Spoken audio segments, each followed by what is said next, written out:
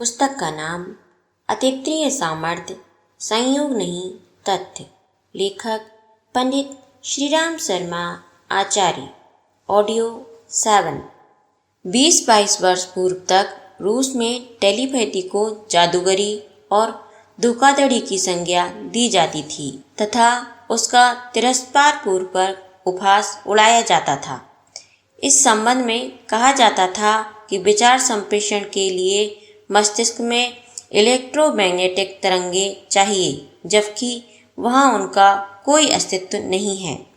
ऐसी दशा में इस प्रकार की कोई संभावना विज्ञान स्वीकार नहीं कर सकता।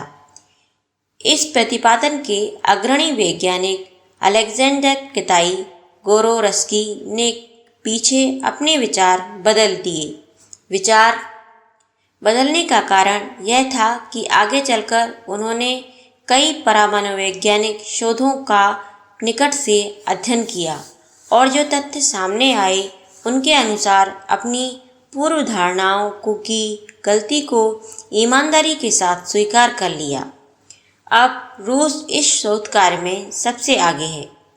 Psychic discoveries behind iron curtain पुस्तक में ऐसे अनेकों परमवैज्ञानिकों व उनके कार्यों का उल्लेख है। यह विधा वहाँ अच्छी खासी प्रतिष्ठा पा चुकी है। अब मूर्धन्य मनःशास्त्रियों तथा वैज्ञानिकों ने पाश्चात्य जगत में भी परामानसिक शक्तियों का अस्तित्व स्वीकार कर लिया है।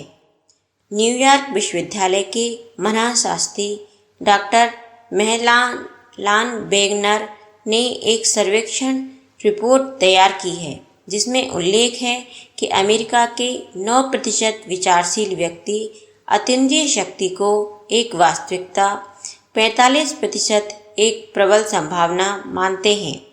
फ्रांस, हॉलैंड, चेकोस्लोवाकिया, पश्चिम जर्मनी आदि के वैज्ञानिक भी परामानसिक शक्ति को एक सच्चाई के रूप में स्वीकार करने लगे हैं। प्रिंसटन विश्वविद्यालय के डॉक्टर रॉबर्ट डीन मानसिक शक्ति का पदार्थों पर प्रभाव का अध्ययन गंभीरता से कर रहे हैं। नोबेल पुरस्कार विजेता डॉक्टर ब्रायन जोसेफसन के अनुसार मनोविज्ञान के नए क्षेत्र के आविष्कार के बाद भौतिकी की नई परिभाषा देनी होगी।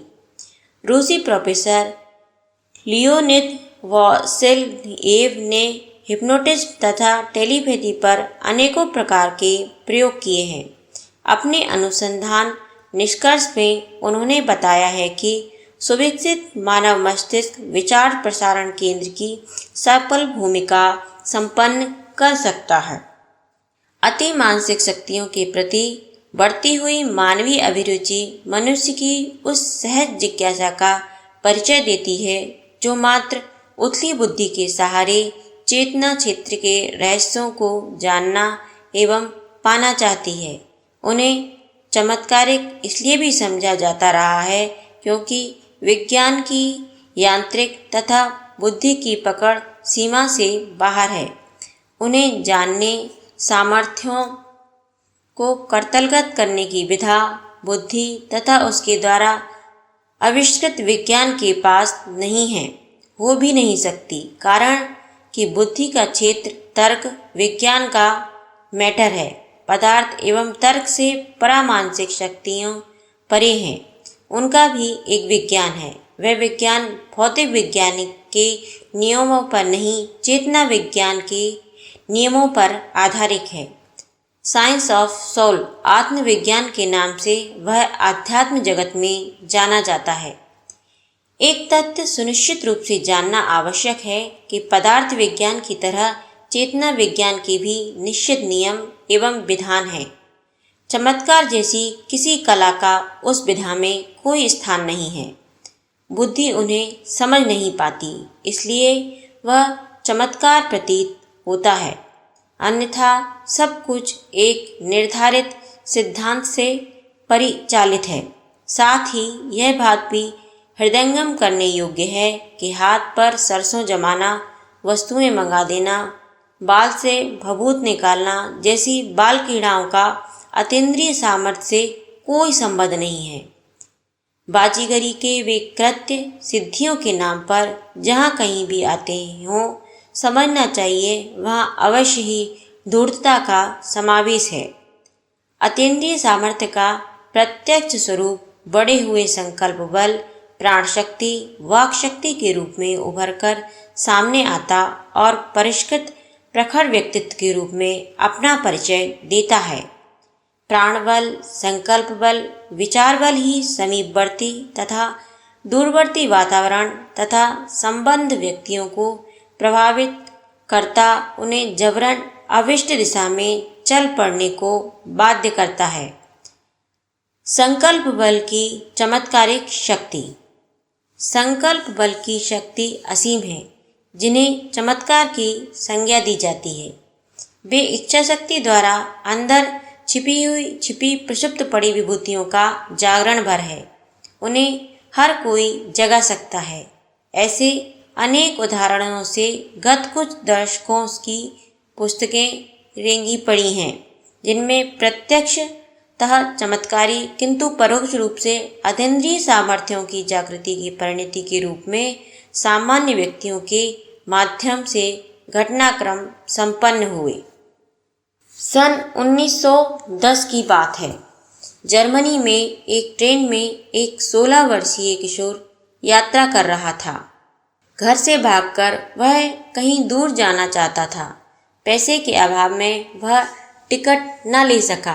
टिकट निरीक्षक को देखते ही उसने सीट के नीचे छुपने की कोशिश की, पर वह टिकट निरीक्षक की निगाहों से बच न सका। उसने किशोर से टिकट मांगा। टिकट तो उसके पास था ही नहीं। पास में अखबार का टुकड़ा पड़ा था। किशोर ने उसे हाथ में उठाया, मन में संकल्प किया कि यह टिकट है, और उसने टिकट निरीक्षक के हाथों में वह टुकड़ा थमा दिया। मन ही मन संकल्प दोहराता रहा, हे परमात्मा, उसे वह कागज का टुकड़ा टिकट दिखाई पड़ जाए। उसके आश्चर्य का तब ठिकाना न रहा जब देखा कि निरीक्षक ने उस कागज के टुकड़े को वापस लौटाते हुए यह कहा, क्या तुम पागल हो गए हो? तुम्हारे पास जब टिकट है तो तुम सीट के नीचे छिपने की आवश्यकता क्या है? अबाउट माई सेल्फ पुस्तक में वुल्फ मैसिंग नामक एक रशियन परमाणु वैज्ञानिक उपयुक्त घटना का उल्लेख करते हुए लिखता है कि उस दिन से मेरा पूरा जीवन बदल गया। पहले मैं अपने आप को असमर्थ, असहाय तथा मूर्ख मानता था, पर उस घटना के बाद यह विश्वास पैदा हुआ कि मेरे भीतर कोई महान शक्ति सोई पड़ी है, जिसे जगाया उभारा जा सकता है। उन प्रयत्नों में मैं प्राणपण से लग गया और सफल भी रहा। सन 1910 से 1950 तक मैसिंग को दुनिया भर में ख्याति मिली। उसकी संकल्प शक्ति की विलक्षणता का परीक्षण अनेकों बार विशेषज्ञ वैज्ञानिकों के समक्ष किया गया। स्टालिन जैसा मनोबल संपन्न व्यक्ति भी मैसिंग से डरने लगा। भयभीत होकर स्टालिन ने उसे गिरफ्तार करा लिया। स्टालिन को सुनी हुई बातों पर विश्वास न था। मैसिंग की परीक्षा उसने स्वयं ली। उसने मैसिंग से कहा, तुम मेरे सामने अपनी सामर्थ्य का परिचय दो। वह सहर्ष इसके लिए राजी हो गया। स्टालिन ने आदेश दिया, बंद कमरे से कल 2 बजे तुम्हें छोड़ा जाएगा। एक व्यक्ति तुम्हें मॉस्को के एक बड़े बैंक में ले जाएगा। तुम्हें बैंक के कैशियर से 1 लाख रुपए निकलवा कर लाना होगा, पर ध्यान रहे तुम मात्र अपनी वाणी का प्रयोग कर सकते हो, किसी शस्त्र का नहीं। दूसरे दिन पूरी बैंक को सैनिकों से घिरवा दिया गया। 2 व्यक्ति पिस्तौल लिए छद्मवेश में मैसिंग के पीछे पीछे चल पड़े, ताकि वह किसी प्रकार की चाल न चल सके। ट्रेजरर के सामने उसे खड़ा कर दिया गया। मैसिंग ने जेब से एक कोरा कागज निकाला, एकाग्र नेत्रों से देखा और ट्रेजरर को दे दिया। ट्रेजरर गौर से उस कागज को उलट पुलट कर देखकर आश्वस्त हो गया कि वह एक चेक है और सही है। उसे अपने पास रखकर उसने 1 लाख रुपए मैसिंग को दे दिए।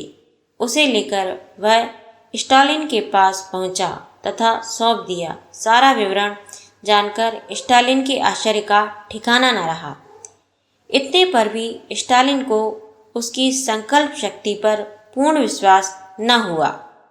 उधर मेसिंग वह धनराशि लेकर खजांची के पास पहुंचा। पूरी बात बताई। उसने चेक समझकर रखे हुए कागज को दोबारा देखा तो वह अब मात्र कोरा कागज था। धनराशि को वापस करते हुए मेसिंग ने खजांची से कहा, महोदय क्षमा करें, यह संकल्प शक्ति का एक छोटा सा प्रयोग था। आपको इसका दंड न भुगतना पड़े इस कारण लौटाने आया। वह क्लर्क इस घटना से इतना अधिक हतप्रभ हुआ कि उसे हार्ट अटैक का दौरा पड़ा और कई दिनों तक भयावह सपने आते रहे। इस रहस्य की और भी पुष्टि करने की दृष्टि से उधर स्टालिन ने मेसिंग को आदेश दिया कि सैनिकों की देखरेख में बंद कमरे से निकलकर वह ठीक 12 बजे रात्रि को स्टालिन से मिले। स्टालिन के लिए सैनिकों की कड़ी सुरक्षा वैसे ही रखी जाती थी, लेकिन यह व्यवस्था और कड़ी कर दी गई ताकि किसी प्रकार मेसिंग निकलकर स्टालिन तक पहुंचने न पाए। पर इन सब के बावजूद भी निर्धारित समय पर वह स्टालिन के समक्ष पहुंचकर मुस्कुराने लगा। स्टालिन को अपनी आंखों पर विश्वास नहीं हो रहा था, पर जो सामने घटित हुआ था उससे इनकार भी कैसे कर सकता था। भय मिश्रित स्वर में उसने मेसिंग से पूछा, यह असंभव कार्य तुमने किस प्रकार, किस शक्ति के सहारे किया, थोड़ा विस्तार में बताओ।